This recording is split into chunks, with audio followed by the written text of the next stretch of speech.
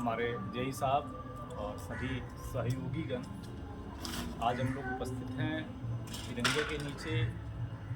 देश जब 75वां गणतंत्र मना रहा है और ये हर साल मनाते हैं, इसी झंडे के नीचे, इसी तिरंगे के नीचे हर साल खड़े होते हैं,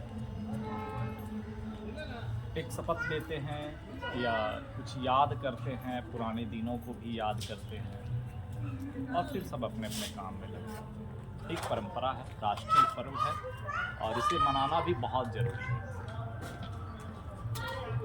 परंतु अगर हम कोई पर्व मनाते हैं और एक राष्ट्रीय पर्व भी मनाते हैं तो उसके पीछे कुछ ना कुछ एक संदेश होता है और वस्तुतः हर भारतीय नागरिक का एक मौलिक कर्तव्य है कि उन संदेशों को याद किया जाए, उन ओथ को याद किया जाए, उन संदेशों को अपने मन में रख के या याद करके बाकी सबके साथ शेयर करके फिर एक साल तक ऊर्जात्मक रूप से काम किया जाए। मतलब सिर्फ और सिर्फ यही है। हर किसी को पता है कि 26 जनवरी को गणतंत्र दिवस था, क्यों हुआ था, कैसे हुआ था, लेकिन आखिर इसके पीछे हर साल उसे मनाने का एक ही चीज़ है कि हम हर साल उसे याद रखें, इन कर्तव्यों को याद रखें। तो खास करके जितने सरकारी ऑफिस हैं या सार्वजनिक जगह है वहाँ पे फहराना निश्चित है, क्योंकि हर सार्वजनिक या संगठनात्मक या कोई ऐसी जगह जहाँ 2 या 2 से अधिक लोगों की ज़रूरत है, तो वो संगठन या वो ऑफिस या कार्यालय तब तक नहीं चलता है जब तक उसका अपना कोई नियम ना हो। जैसे संविधान है वो देश चलाने का नियम है, लेकिन हर ऑफिस को चलाने का नियम संविधान नहीं है, हर कार्यालय को चलाने का नियम संविधान नहीं है, हर संगठन को चलाने का नियम संविधान नहीं है।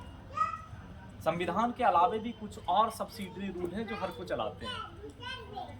हम यहाँ पे इस तिरंगे के नीचे हर साल खड़े होकर यही याद करते हैं या इसी को प्रण लेते हैं या एक तरह से कहा जाए कि मनन करते हैं कि हम भी अपने संगठन को, अपने ऑर्गेनाइजेशन को, अपने कार्यालय को, अपने ऑफिस को विधि सम्मत जो कार्य होंगे उसके अनुरूप और जहाँ तक हो सके निर्विकार रूप से बिना किसी लोभ के, बिना किसी भय के हम कार्य करेंगे।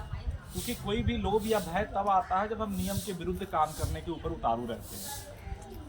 तो आज भी 26 जनवरी या गणतंत्र दिवस के दिन उन पूर्वजों को याद करते हुए भारत को स्वतंत्र बनाने में, गणतंत्र बनाने में जो संघर्ष हुई है, उन संघर्षों को याद करते हुए जो मेहनत हमें और उन लोगों को लगी थी और उनके फलस्वरूप हमें ये देश मिला, अखंड भारत मिला।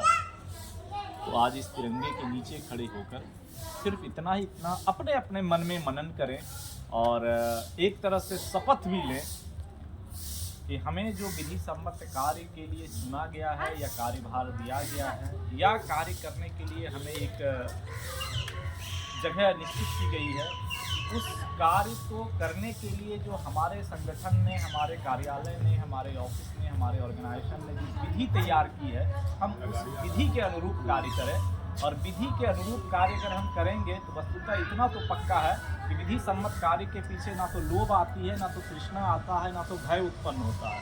तो जब लोभ, भय, तृष्णा उत्पन्न नहीं होगी तो हमारा कार्य बिल्कुल सफल रहेगा और आगे हम किसी को प्रेरणा भी दे पाएंगे कार्य करने का। किसी के जीवन में मोटिवेशनल और इंस्पिरेशनल, ये 2 वर्ड बहुत महत्वपूर्ण है। तो प्रेरणा मिलने का कारण यही है कि हम कुछ अच्छा करें। तो आप सबों से हमारा अनुरोध यही होगा कि इस संदेश के माध्यम से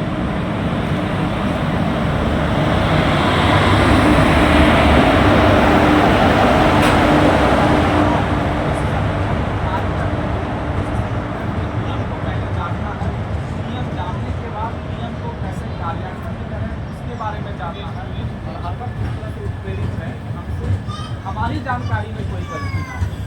बाकी बात की बात है, लेकिन हमारी जानकारी में कोई गलती नहीं हो। हम अपने रास्ते से सही चलने की कोशिश करें और वो सही चलने का मतलब होता है कि हमारे मन से सही नहीं, हमारे कार्यालय या संगठन के नियमानुसार जो सही है वो करने की।